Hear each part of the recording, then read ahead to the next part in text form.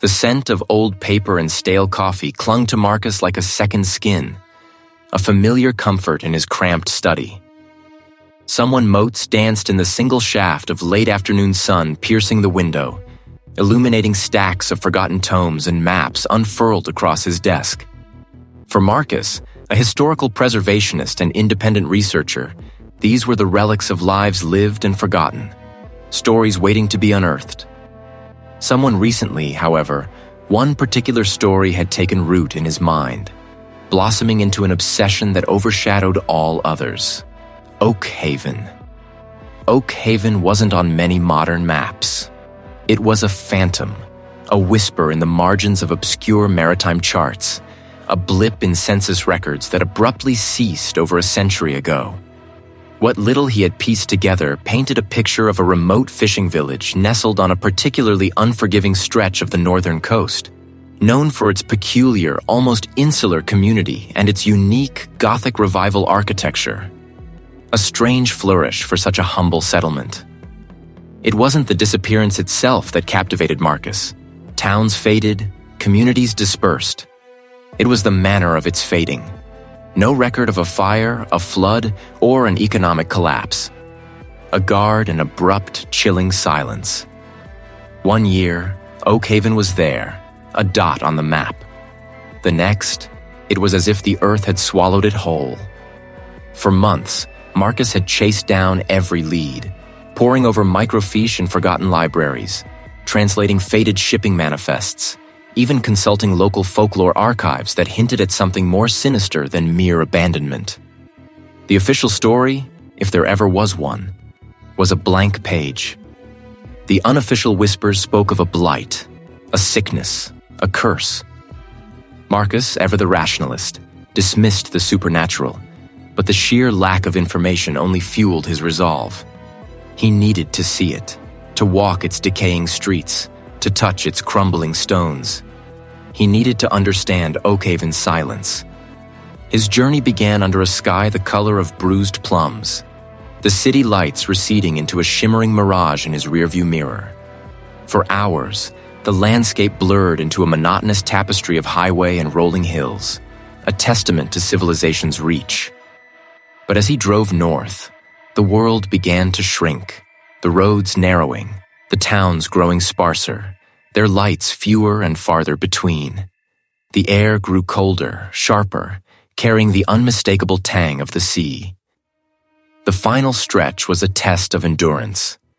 The paved road gave way to gravel, then to a fractured patchwork of asphalt and mud. His old sedan groaned, its suspension protesting with every rut and pothole. Trees, gnarled and skeletal, clawed at the darkening sky, their branches stripped bare by the relentless coastal winds. The radio, which had crackled with static for the last hour, finally succumbed, emitting only a hollow hiss. He reached the border checkpoint just as the last vestiges of twilight bled from the horizon, leaving only a charcoal canvas above. It was little more than a dilapidated shack, its single window glowing with a sickly yellow light. A rusted barrier pole sagging across the road. A solitary figure emerged, silhouetted against the dim interior. A man with a heavy coat and a face weathered like old driftwood, his eyes narrow and suspicious. "Where you headed?" The guard grunted, his voice raspy, barely audible above the rising wind. "Oak Haven," Marcus replied, his voice sounding thin in the sudden quiet. The guard stared, unblinking, for a long moment. A flicker of something. Pity? Warning? Crossed his face before settling back into a hardened mask. Nothing there but ghosts, son. And the sea. Someone back. "I've come a long way," Marcus insisted, his grip tightening on the steering wheel. "I'm a researcher.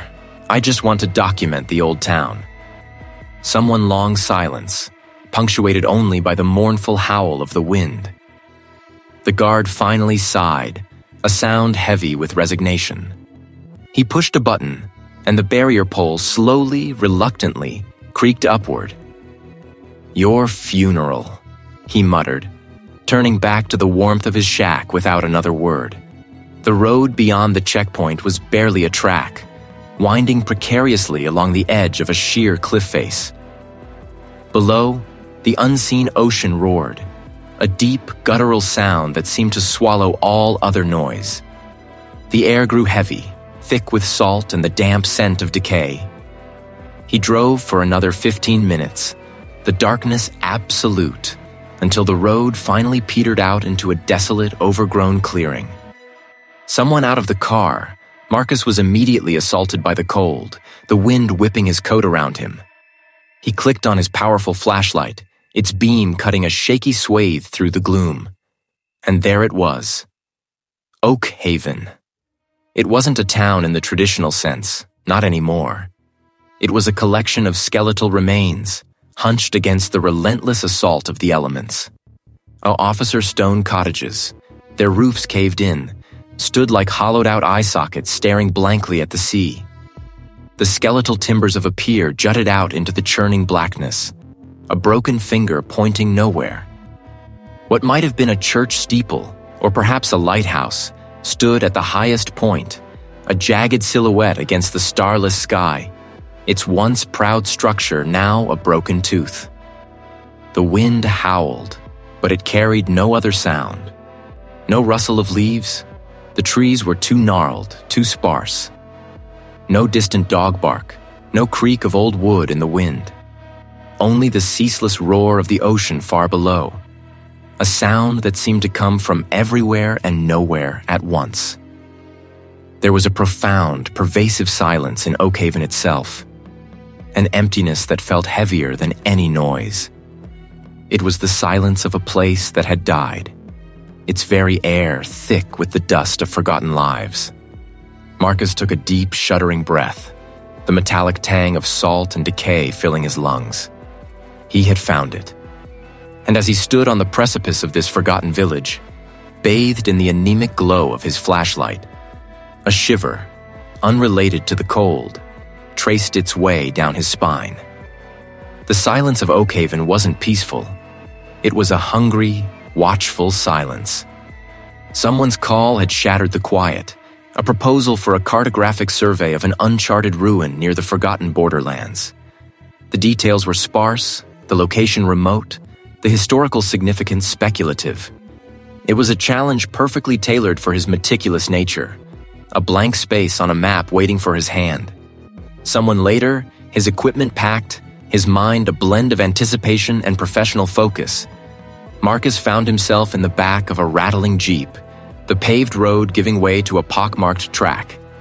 The Jeep lurched to a halt before a skeletal barrier. A single weather-beaten hut stood sentinel, its windows like vacant eyes. The air grew thin, carrying the scent of dry earth and distant pine. A uniformed guard, his face a roadmap of sun-creased lines, emerged from the hut, his rifle slung casually over one shoulder. He scrutinized Marcus's papers, his gaze lingering on the official seal. "Cartographer, eh?" The guard grunted, his voice dry as the dust. "Not much to map out here, just old stones and silence." Marcus offered a polite, professional smile. "Precisely what I'm looking for." The guard merely nodded, a gesture that conveyed both understanding and a hint of weary amusement. Someone a creak of rusted hinges. The barrier lifted, granting Marcus passage into a territory that felt less like a border and more like a threshold. The track deteriorated further, winding through scrubland and then into a sparse, gnarled forest. The Jeep's engine strained, the landscape growing increasingly desolate, the only sounds the crunch of tires on gravel and the distant cry of an unseen bird. A guard later, the driver pointed ahead, a silhouette against the bruised afternoon sky. "There it is, sir. The ruins." Marcus leaned forward, his heart quickening with a professional excitement. What he saw was not a grand city, but a sprawling, low-lying expanse of broken masonry, swallowed by encroaching vegetation, a skeletal hand reaching out from the earth. The driver left him with a week's worth of supplies and a promise to return, his words echoing in the sudden, profound quiet. Marcus chose a relatively sheltered spot amidst the crumbling remnants of what might have been an outer wall, setting up his small, sturdy tent. The first evening was spent organizing his tools: GPS, laser rangefinder, surveying poles, and his beloved, well-worn, leather-bound notebooks. He ate a simple meal, the only light his headlamp, the stars overhead a blazing tapestry undimmed by city glow. The silence was absolute, pressing in on him, a heavy blanket. He reminded himself that this was the solitude he sought, the perfect environment for focused work. The next morning, the sun rose, painting the ancient stones in hues of gold and ochre. Marcus began his work, a methodical dance of precision and observation. He moved with practiced ease, placing his survey markers, taking readings, his eyes constantly scanning, not just for measurements, but for patterns, for the story the stones had to tell. He started with the most prominent structures, the remains of what appeared to be a central plaza, meticulously sketching, annotating, his mind fully engaged. It was late afternoon when the first flicker occurred. He was measuring the base of a particularly massive, overgrown pillar, when a movement at the extreme edge of his peripheral vision caught his eye. A fleeting, dark shape, too quick to identify, too substantial to be a trick of light. He spun, laser rangefinder still in hand, but there was nothing. Someone, the still air, the rustling of leaves in a gentle breeze, and the unwavering shadows of the ancient stones. He blinked, rubbing his eyes. Fatigue, he thought, or perhaps just a bird startled by his presence. He made a mental note to take a break soon, dismissing the anomaly.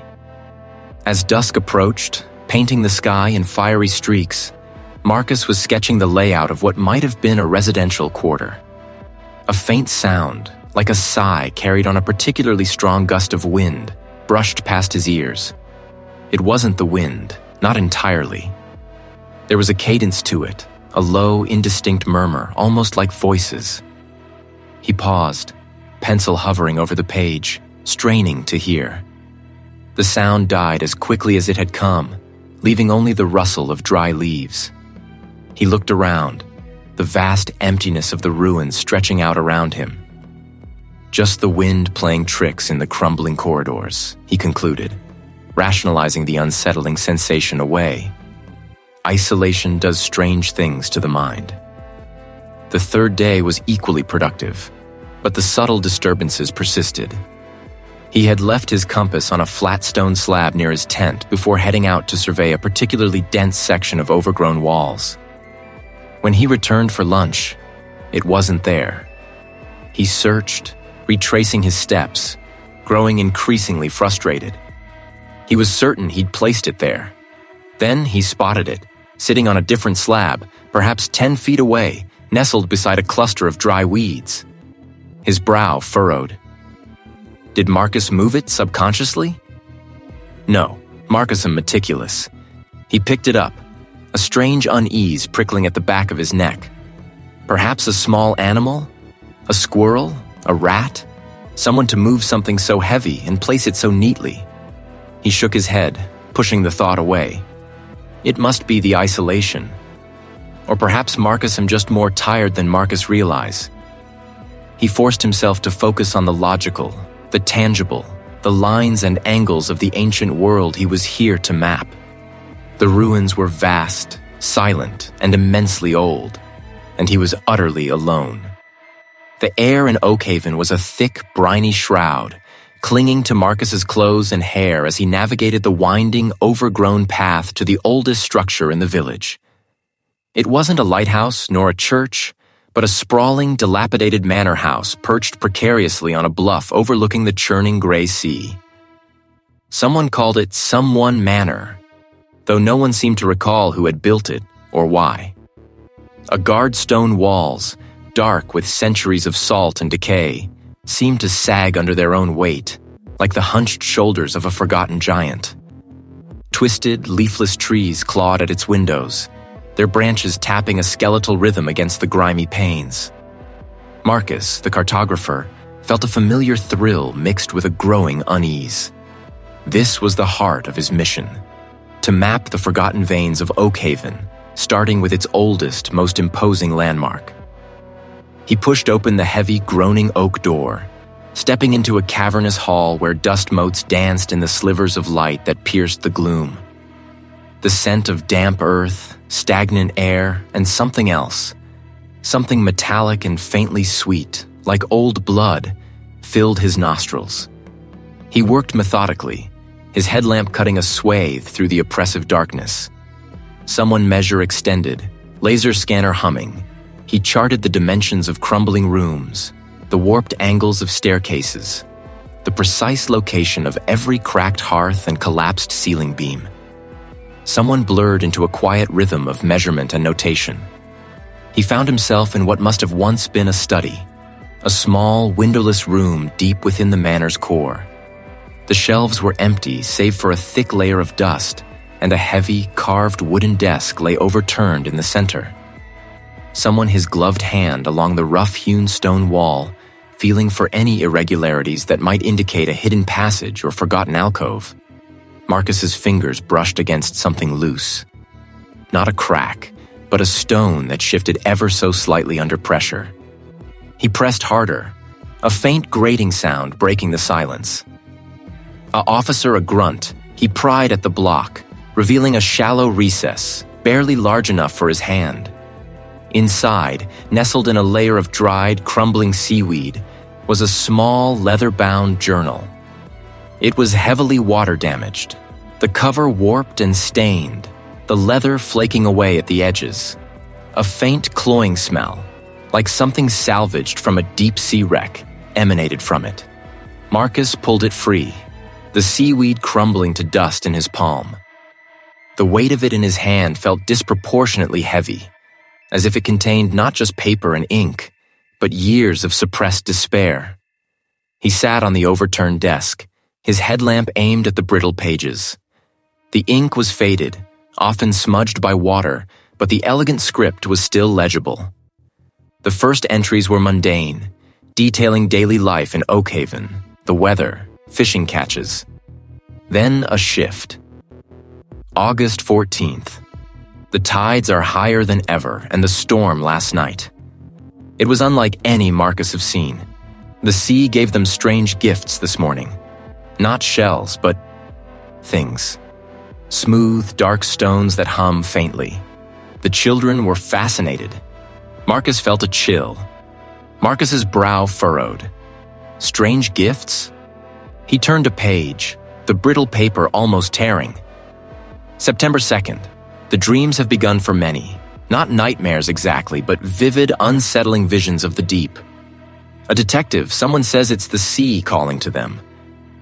Marcus saw the eyes in the darkness again. They felt knowing. The author, a man named Elias Thorne, as indicated by a later, clearer signature, wrote with an increasing sense of dread. His entries grew shorter, more frantic. September 19th, the whispering darkness. It started subtly, a murmur in the wind, a suggestion in the waves. Someone it feels like it's in their very thoughts. It tells them things, secrets they shouldn't know, things about each other, about the village. Marcus felt a cold knot tighten in his stomach. This wasn't local gossip or superstition. This was a first-hand account, a descent into something truly horrifying. October 5th. They are changing, their eyes. They hold a new light, a strange understanding. They gather by the shore at night, silent, watching the waves. They speak of a deeper truth revealed by the sea's gifts. Marcus saw one of the stones pulse with a faint internal light. It feels wrong, deeply wrong. The journal fell open to a page where the ink was so smudged it was almost illegible. A frantic scrawl attempting to convey something unspeakable. October 23rd. The darkness has a voice now, not just whispers, but words in the language of the deep. It promises knowledge, unity, escape from the frailties of land.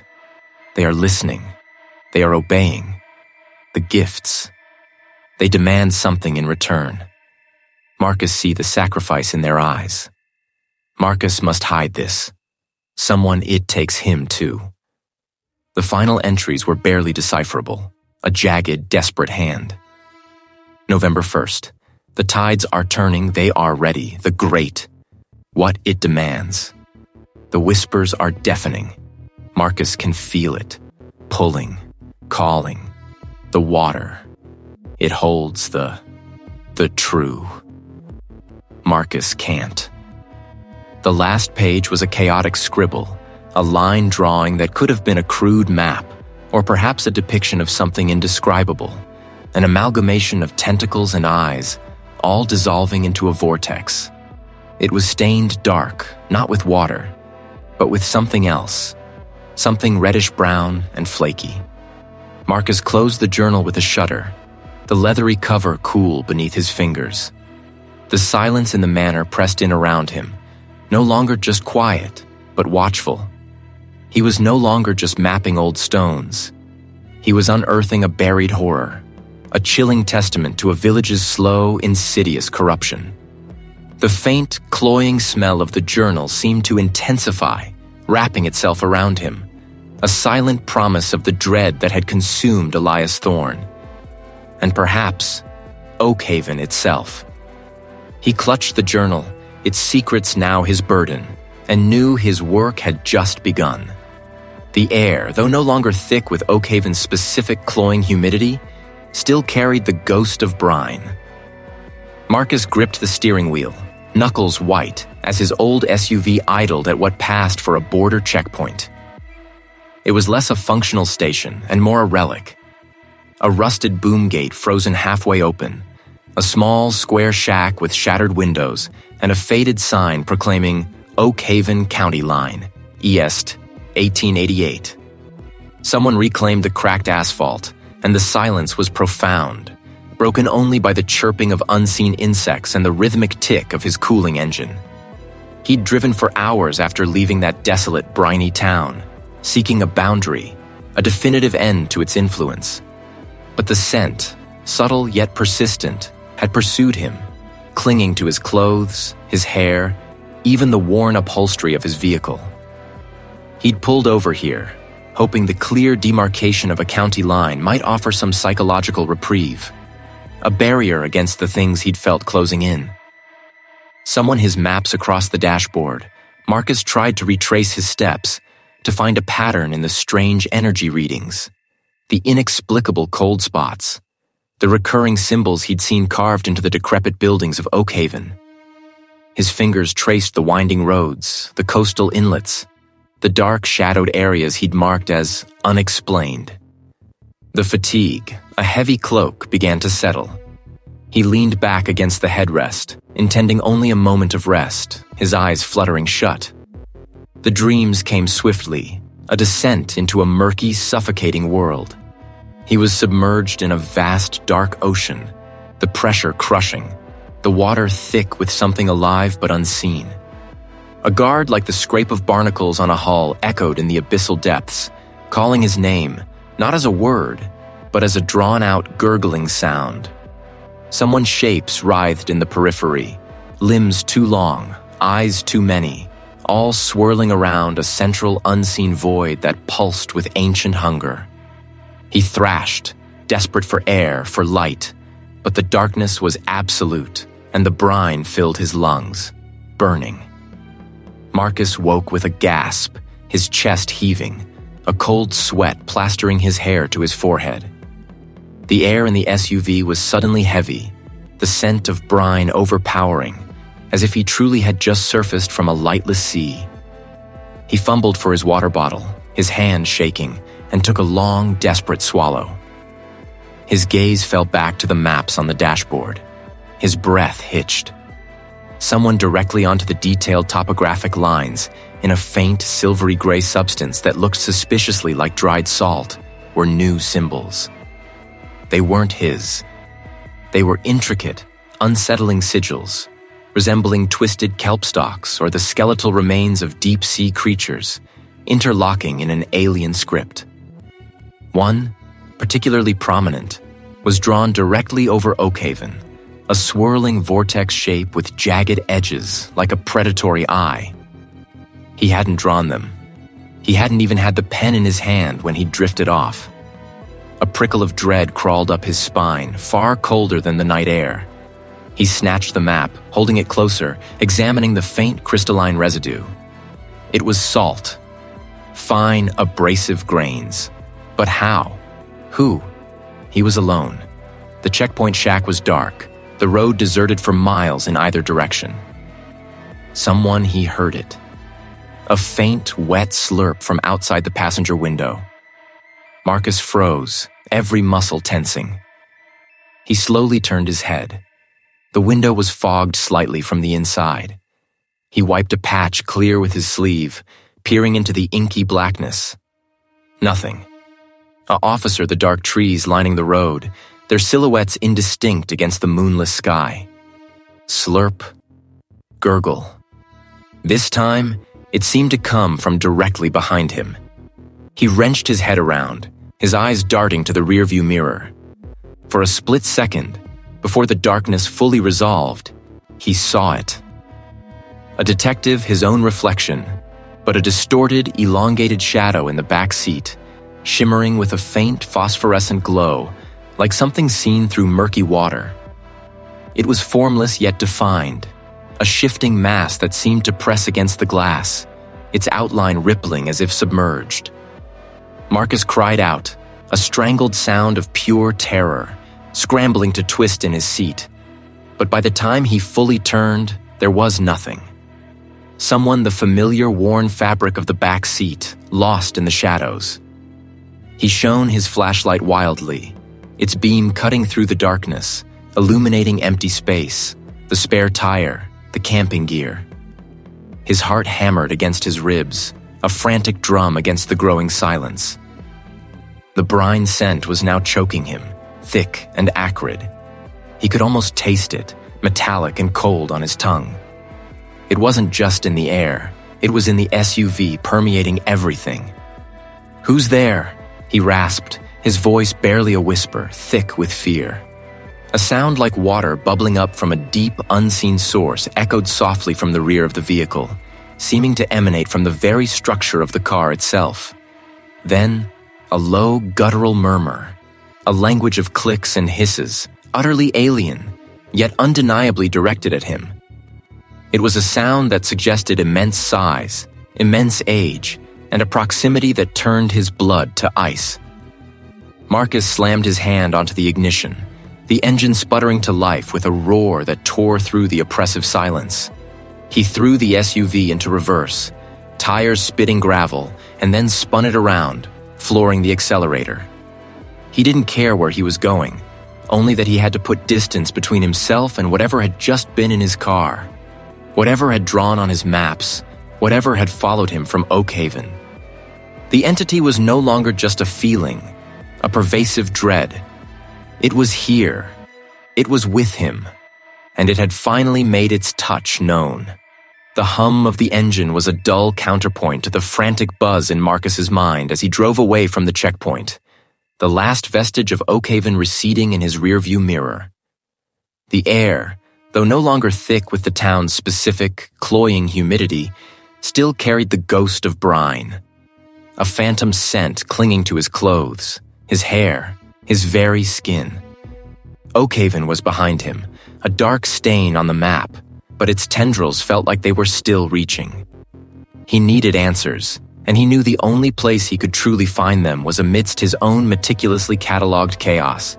His apartment, usually a haven of quiet order, would become a war room. He didn't bother with dinner when he arrived, didn't even shed his jacket. The heavy satchel containing the journal was already on his desk, an old oak behemoth littered with half-finished projects and forgotten notes. Tonight, it would bear witness to something far more urgent. The city lights outside were a distant, indifferent glow, a world away from the chilling darkness he was about to plunge into. The journal lay open before him, its leather cover cracked like ancient earth, its pages brittle and yellowed, smelling of dust and something else. Something faintly metallic, like old blood. The script was a nightmare, a cramped, looping hand that seemed designed to obscure rather than reveal. Some passages were in an archaic dialect of English, others in what appeared to be a dead tongue, or perhaps a cipher. Marcus pulled out his array of magnifying glasses, his historical lexicons, his dictionaries of obscure languages. Someone brewed, strong and black, becoming his only companion through the long, silent hours. The city slept, but Marcus was wide awake, his mind a feverish engine of deduction. He started with the guard passages, translating slowly, word by painful word. The early entries spoke of hardship, of a fledgling settlement struggling against the unforgiving coast. Famine, disease, the cruel bite of the sea wind, a desperation that bled from the ink itself. The sea, it gives and takes. One entry read, the words almost illegible, scrawled in a shaky hand. But there are ways to ask, to implore, for more than it wills. A whisper, in the deep, a promise, to be kept. This was where the other texts came in. Marcus's personal library, curated over years of a quiet, scholarly life, was filled with volumes most people would consider dusty curiosities or outright madness. Someone on forgotten folklore, local histories, regional superstitions, even a few forbidden grimoires he'd acquired through questionable channels for academic purposes. Now they felt less academic, more like prophecy. He cross-referenced phrases, symbols, recurring motifs. A jagged, three-pronged symbol appeared in the journal, faintly sketched beside a mention of the deep. He found similar symbols in a rare, hand-bound volume on ancient maritime cults, described as representing a lord of someone current, an entity worshipped by isolated fishing communities who sought bountiful catches at unspeakable cost. Someone text, a collection of coastal myths, spoke of a primordial hunger in the ocean's floor, a force that required constant appeasement. The puzzle pieces began to click, each connection a cold spike of dread in his chest. The journal's cryptic entries, initially dismissed as the ramblings of a madman, now started to form a horrifying narrative. Oakhaven's founders, not just hardy pioneers, but desperate men and women staring into the abyss of starvation. They had sought a solution beyond the mundane. They had sought a pact. The primordial sea entity wasn't named explicitly in the journal, but the descriptions across his texts were chillingly consistent. The ancient one of the officer Maw, he who the detective in Someone Deep, someone of someone and someone of all. It was a thing of unimaginable age, dwelling in the crushing depths, a power that predated humanity. Not a god, Marcus realized with a shudder, but something far older, far more indifferent, and infinitely more dangerous. The pact itself was meticulously outlined, though veiled in euphemism and ritualistic language. A guard for Oakhaven, someone fishing, fertile land, protection from storms. A golden age, bought at an unthinkable cost. The price, a harvest, not of fish, not of crops, but of souls. The journal described it in horrifying detail, a slow generational draining. The entity didn't demand sacrifice in the traditional sense, not blood on an altar. It demanded a steady, insidious toll. The spirits yield, one passage read, chilling him to the bone, the ink almost dissolving into the page. A portion of each generation returned to the deep. A tithe of essence to sustain the giver of gifts. A slow fading. A gentle surrender. To feed the ancient heart. It wasn't a sudden cataclysmic event. It was a slow, creeping erosion. The Oakhaven malaise he'd heard whispers of, the town's strange lethargy, the subtle mental decline he'd witnessed, the pervasive sense of being watched. It wasn't an illness. It was the harvest. The ritual wasn't a single ceremony, but a continuous interwoven thread in the fabric of Oakhaven's existence. The very prosperity that defined the town was powered by this dark engine. The founders hadn't just made a deal, They had built the town around the deal, constructing its very foundation on a bedrock of stolen souls. Marcus felt a cold sweat break out on his forehead. The air in his apartment, usually dry and still, suddenly felt heavy, charged with the phantom scent of brine and something else, something ancient and malevolent. He looked at the journal, its brittle pages now seeming to pulse with a dark energy. He understood Oakhaven now. Someone the pervasive wrongness, the subtle decay beneath the picturesque facade. It wasn't just a dying town. It was a feeding ground. And the entity wasn't just a passive recipient. It was an active participant, its presence woven into the very air, the very water. His initial scholarly detachment had evaporated, replaced by a visceral horror. He was no longer just deciphering a historical text. He was uncovering a living, breathing nightmare. The founders hadn't just condemned themselves. They had condemned every generation that followed, every child born into Oakhaven a potential offering. The sun was beginning to paint the sky with bruised purples and grays when Marcus finally pushed away from the desk, his eyes burning, his body stiff with exhaustion. But his mind was terrifyingly clear. He had the answers, and the answers were worse than any question he could have imagined. Oakhaven was a cage, its inhabitants livestock, and the time for the next harvest was drawing near. He knew what he had to do. Relief, thin and fragile, had begun to unfurl in his chest, a desperate promise of escape. He glanced in the rearview mirror, watching the ramshackle hut shrink, then vanish behind a bend in the road. Freedom, or so he hoped. But the sky above him was not the bruised purple of a typical evening storm. It was a suffocating, bruised black, like ink spilled across a canvas, swallowing the last vestiges of twilight. The air grew heavy, thick with a scent that was not just ozone and damp earth, but something acrid and metallic, like old blood. A sudden, violent gust of wind slammed into the car, rocking it on its suspension. Leaves, stripped from their branches with impossible force, plastered themselves against the windshield. Someone the rain hit. It wasn't rain. It was a wall of water, instantaneous and absolute.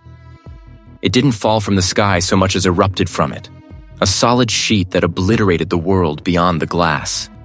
The wipers, even on their highest setting, were useless, smearing the deluge into an opaque blur. Someone cracked, not overhead, but around him. A booming percussion that vibrated through the chassis, rattling his teeth. A guard flashed, not in jagged bolts, but in wide, pulsing sheets of sickly yellow light that illuminated the road for a fleeting, terrifying second. The trees lining the road became monstrous, thrashing silhouettes. Marcus gripped the wheel, knuckles white, straining to see. His phone, which had stubbornly clung to a single bar of service, suddenly went dead. The screen glowed black. He tried the radio, but only static. A harsh, guttural hiss answered him. Someone was not just behind him. It was an island, and he was being swept away from any shore. The road ahead, barely visible through the watery chaos, began to disappear. Someone grew into lakes with alarming speed, reflecting the intermittent, jaundiced flashes of lightning. He slowed, the tires losing purchase, hydroplaning dangerously. A massive branch, thick as a man's thigh, crashed down 20 feet in front of him, splintering the asphalt. Marcus slammed on the brakes, the car skidding, coming to a halt just inches from the obstruction. He was trapped. The rain intensified, the sound deafening, a roar that filled the world. He couldn't go forward, and turning back felt like an admission of defeat, a surrender to the thing he was fleeing. He tried the phone again, then again, pressing the screen with frantic desperation. The world outside the car was a maelstrom of wind and water, a living, breathing entity that seemed to press in on the vehicle, testing its metal skin. Someone a momentary lull in the lightning. Marcus saw it.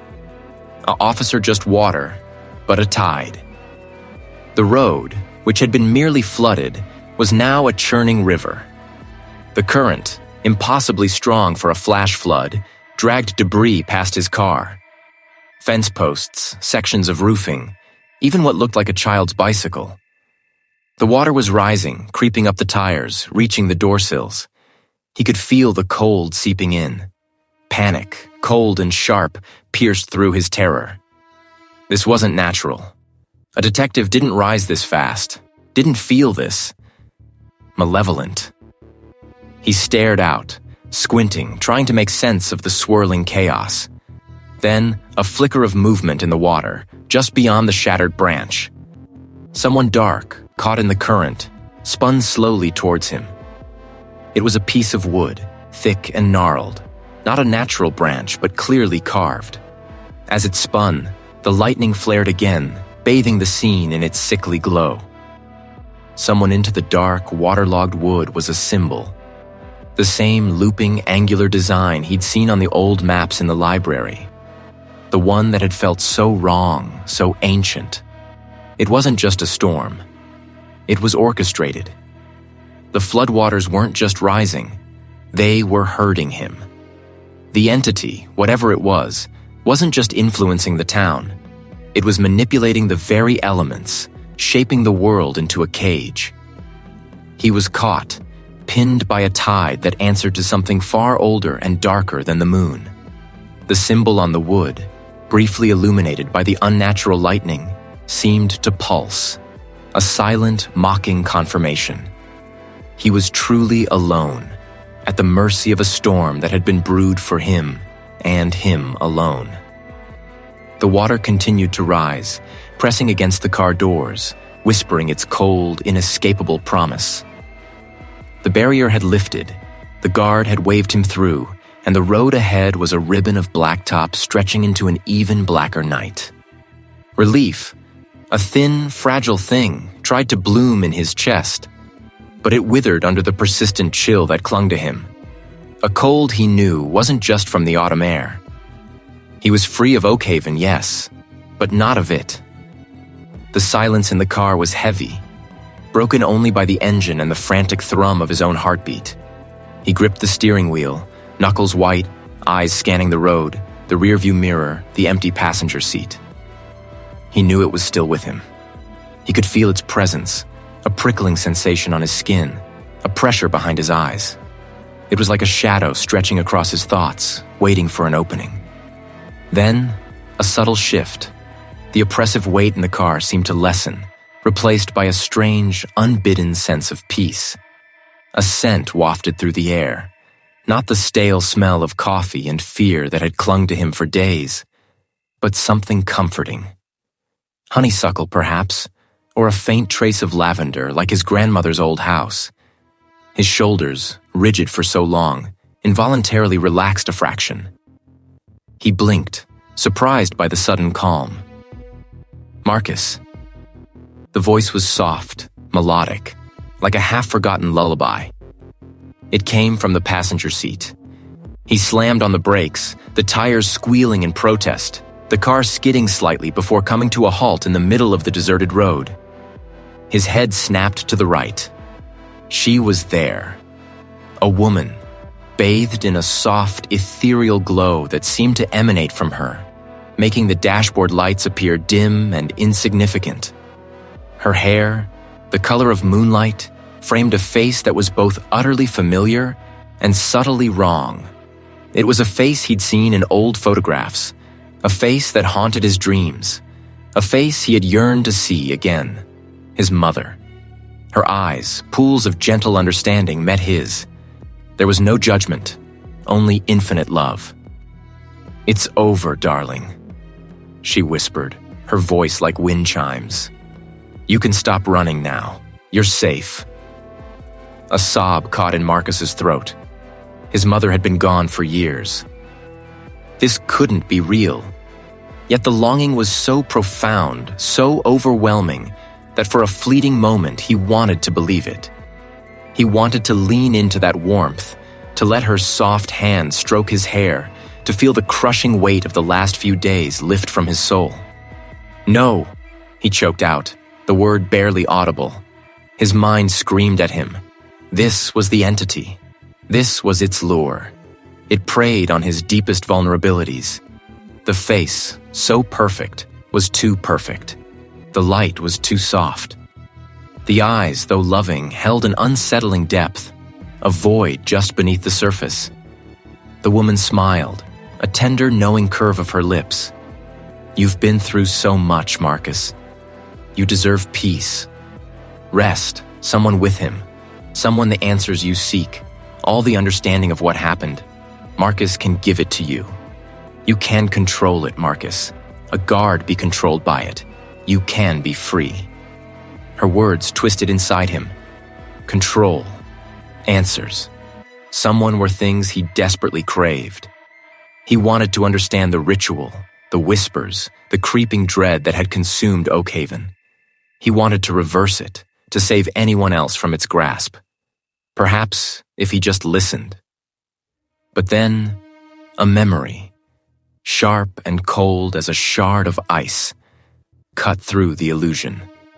The desperate pleas of the detective, his warning about the whispers, the way the town had twisted, the primal ancient horror he'd glimpsed in the decaying architecture, the unnatural silence of the forest. This thing, whatever it was, had brought that. It sought only destruction, consumption. It offered peace only to lead to oblivion. He stared into her eyes, forcing himself to see past the loving facade. And there, in the depths, he saw it. A flicker of something ancient, something hungry, something utterly devoid of human warmth. "You're not real," Marcus said, his voice stronger now, laced with a tremor of revulsion. "You're a lie, a trick." The smile faltered. The soft light around her dimmed, flickered, revealing the harsh, stark lines of the dashboard. Her face, still beautiful, began to stretch, the skin tightening, pulling taut over unseen bone. The eyes, once pools of comfort, widened, becoming vast, black abysses that seemed to swallow the light. Her hair, once moonlight, began to writhe, strands elongating, darkening, like tendrils of shadow. "You resist," the voice hissed, no longer melodic, but a chorus of whispers, a cacophony of ancient sounds that grated against his sanity. It was his mother's voice, yes, but layered with countless others, voices of the desperate, the damned, the consumed. Such a waste of potential. You could have understood. Someone in the passenger seat convulsed. The beautiful face melted, features running like wax, reforming into something utterly monstrous. Someone peeled back to reveal glistening muscle, bones shifted and elongated, teeth sharpened into needle-like points. A maw opened where her mouth had been, a gaping void lined with concentric rows of teeth, dripping with a dark, viscous fluid. Long, segmented limbs, like those of a colossal insect, sprouted from its back, scraping against the car's ceiling. "The ritual needs completion, Marcus," the monstrous thing rasped, its voice now a thunderous roar inside his skull. "The final sacrifice. You are the key. The circle will be whole, and the world will finally know true silence." Someone seized him, but a deeper, more primal rage surged alongside it. He would not be its sacrifice. He would not surrender. He would not let this ancient, malevolent thing consume him. He slammed his foot on the accelerator, the engine roaring to life. The car lurched forward violently. The entity shrieked, a sound that tore at the fabric of his mind. The monstrous form flickered, dissolved, the air in the car becoming frigid, smelling of ozone and decay. Marcus drove, the speedometer needle climbing, his heart hammering against his ribs. The road ahead was still dark, still empty, but the entity was gone, for now. He was alone again, truly alone, with the chilling knowledge of its ultimate goal. It wanted his blood. It wanted him to complete its ancient, horrifying ritual. He was not just running. He was running for his very soul. The rearview mirror offered only the encroaching darkness, not the lingering tendrils of dread that still clung to him. He drove until the fatigue in his bones outweighed the terror in his heart, pulling into the first anonymous motel lot he found, miles from the town's reach.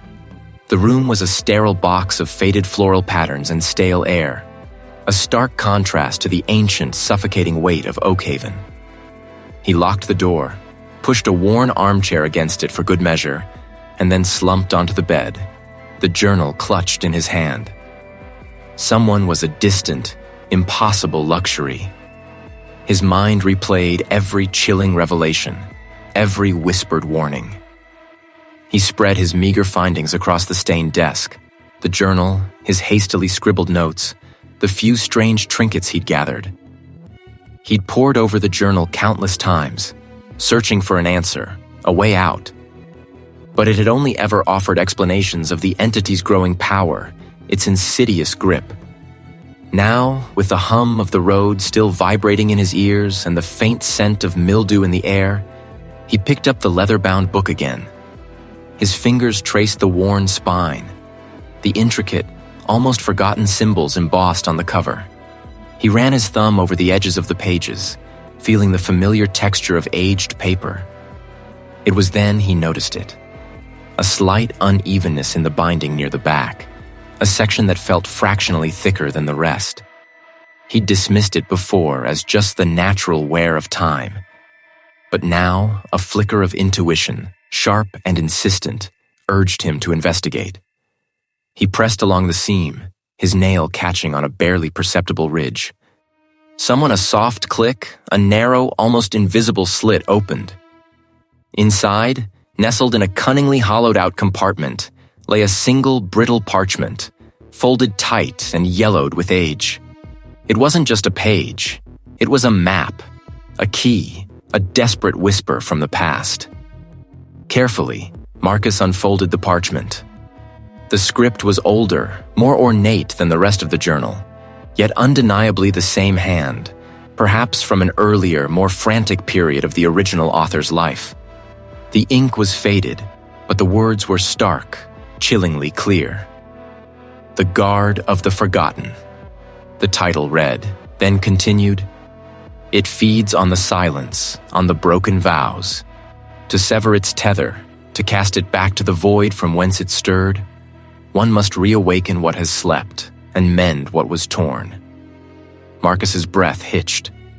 This wasn't just about understanding the entity. It was about unmaking its hold. The parchment detailed a counter-ritual, a complex tapestry woven from forgotten truths and potent symbols. The entity, it explained, wasn't merely a spirit of malice. It was a manifestation of a profound imbalance, born from a forgotten oath broken by Oakhaven's original settlers, a pact with the land itself that had been desecrated. It drew strength from the town's amnesia, its collective turning away from its own dark foundation.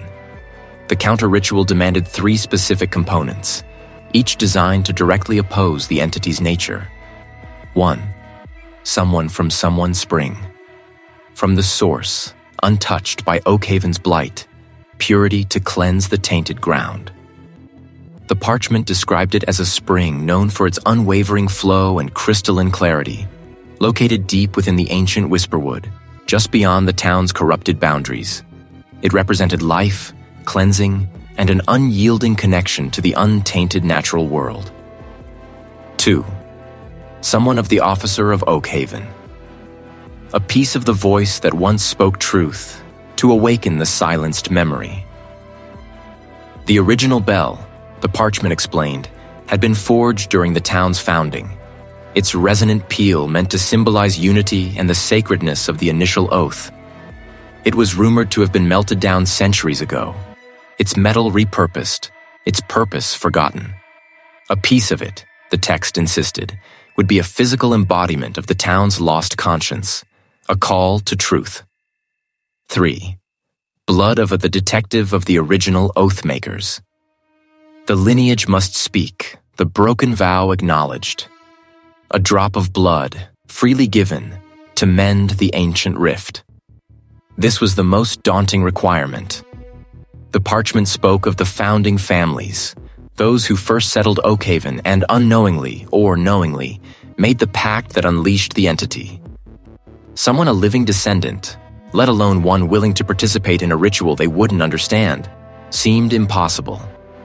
Yet the text was absolute.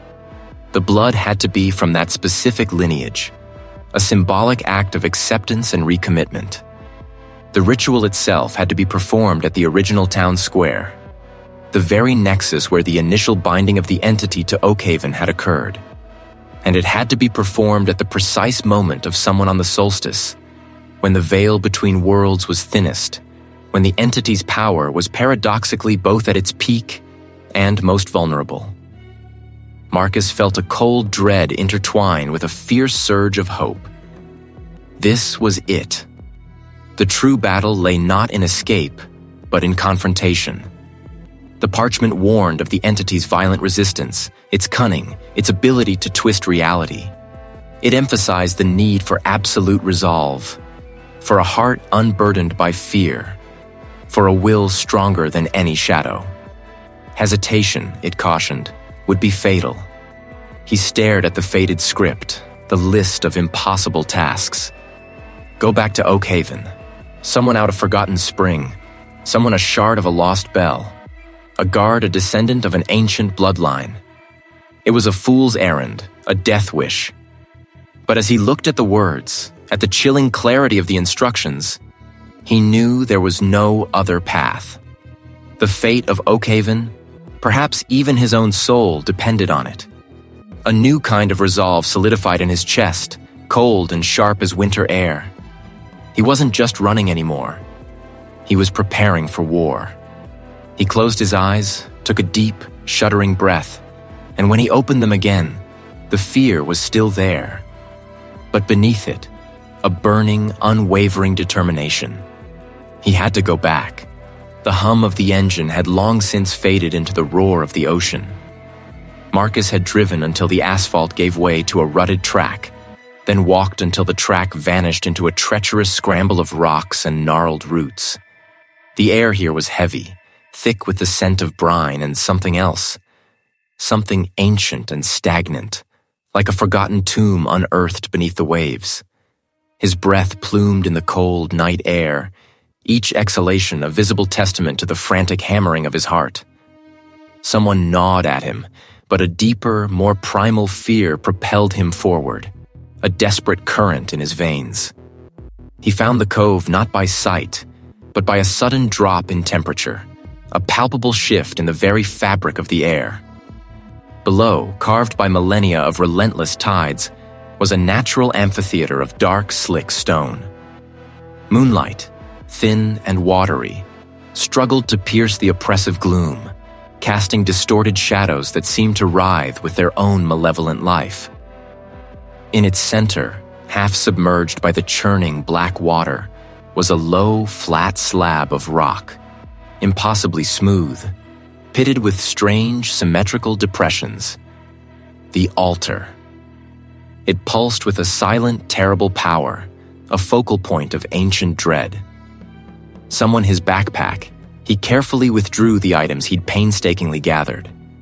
A small, heavy iron box, its surface cold against his fingers, contained a handful of coarse sea salt, dried sprigs of a forgotten herb, something he'd recognized from the old texts, said to ward off the encroaching darkness, and a single, polished shard of obsidian.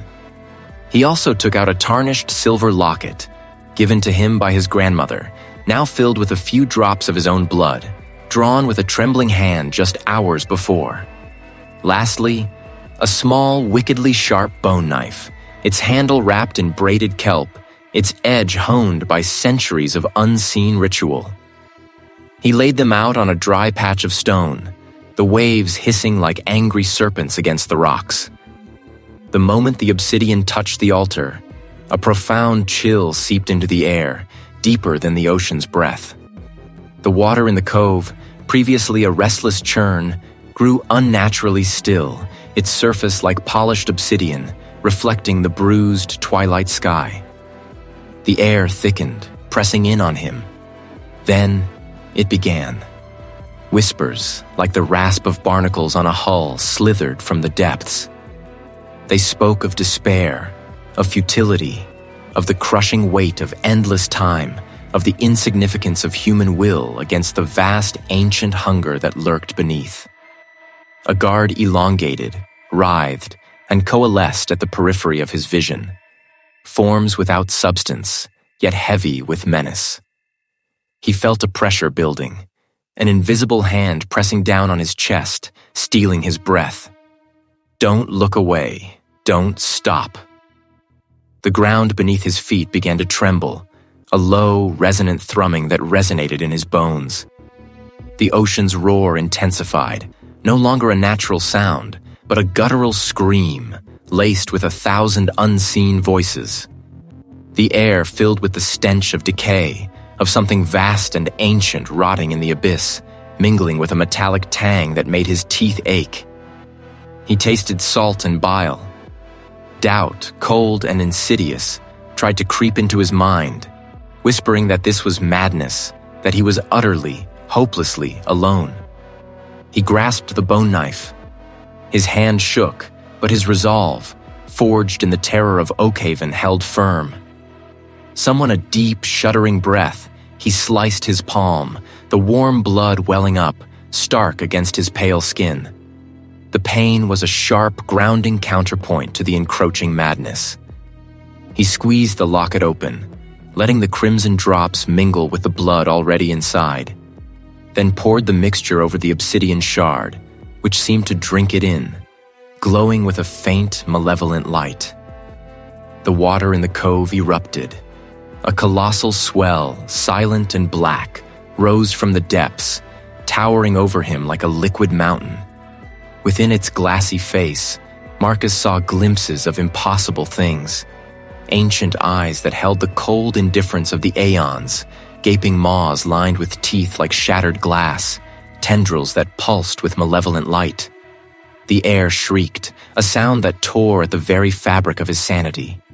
He felt himself being lifted, battered by unseen forces, the rocks around him groaning under immense pressure, the very stone threatening to crack.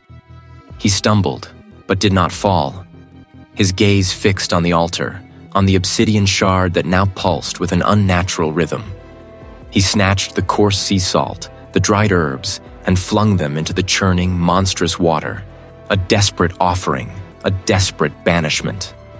The salt hissed as it hit the dark surface, the herbs dissolving into nothing.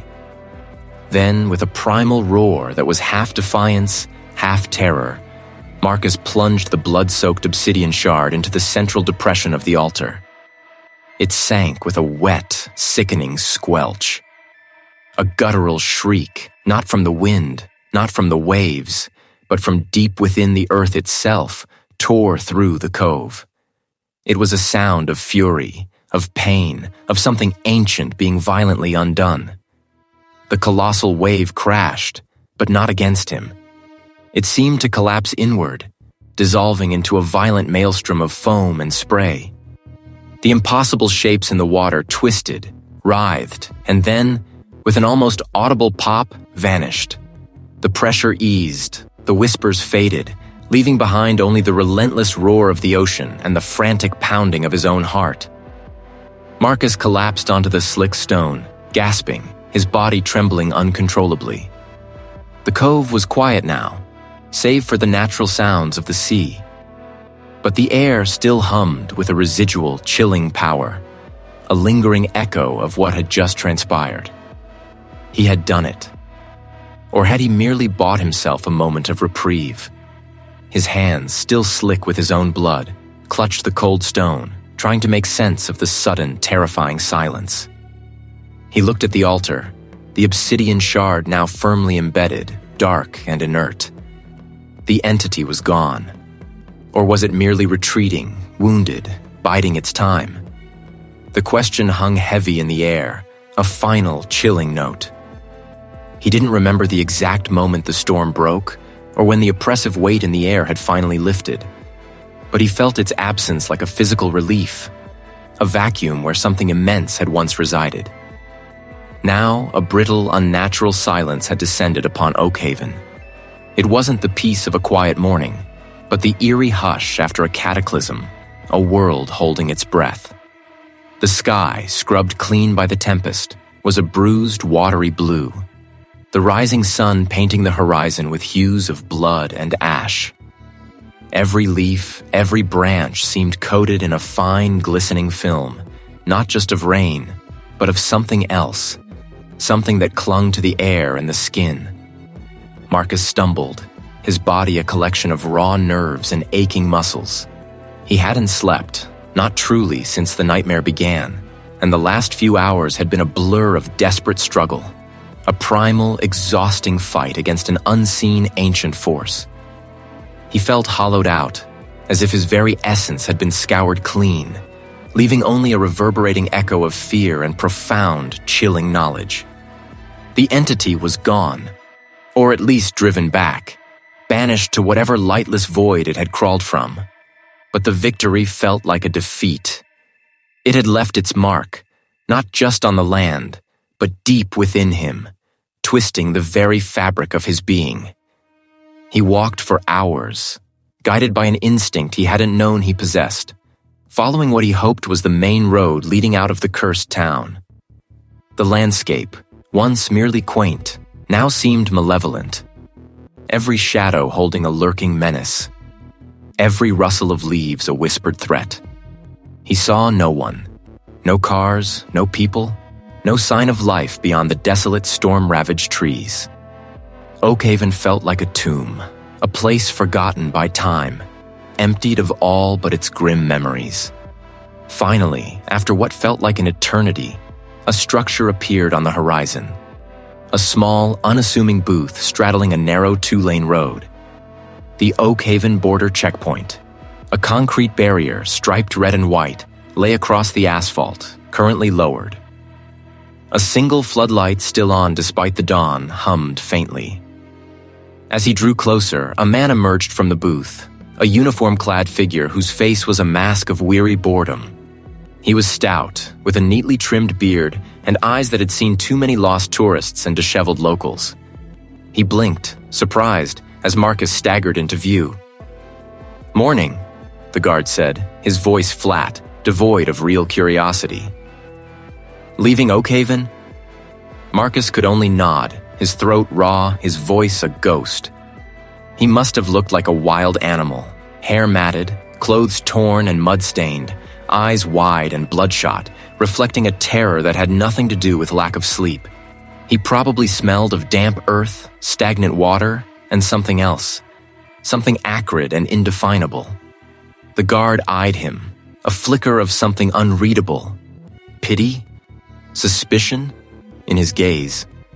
He didn't ask what Marcus had been doing, or why he was on foot, or why he looked like he'd crawled out of a grave. Someone he'd seen worse. Perhaps, in Oakhaven, such sights were not entirely uncommon. "Name?" the guard asked, picking up a clipboard. "Marcus," he croaked, the sound alien to his own ears. The guard scribbled something, then looked up again. "Any reason for your appearance, sir? Someone all right in town?" Marcus met his gaze, and for a moment, he thought about telling him.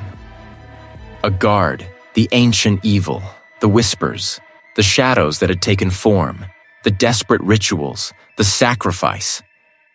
He thought about explaining the silence, the way Oakhaven felt like a skin shed by a monster. But the words caught in his throat, choked by the sheer impossibility of it. Who would believe him? He sounded mad even to himself.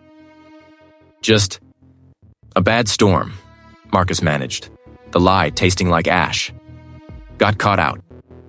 The guard nodded slowly, a small, knowing downturn of his lips. "Right. The storm. Well, it's clear now at least. You're free to go, Marcus."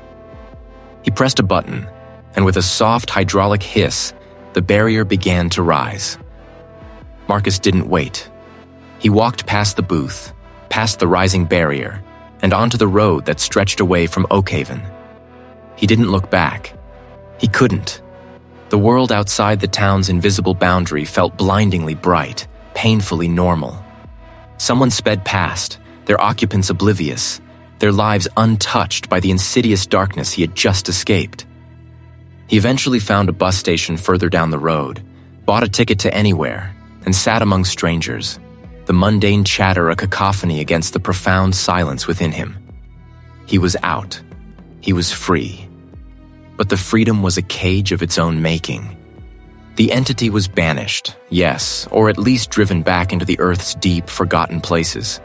But Marcus knew, with a certainty that chilled him to the bone, that such ancient evils merely slumbered. They waited.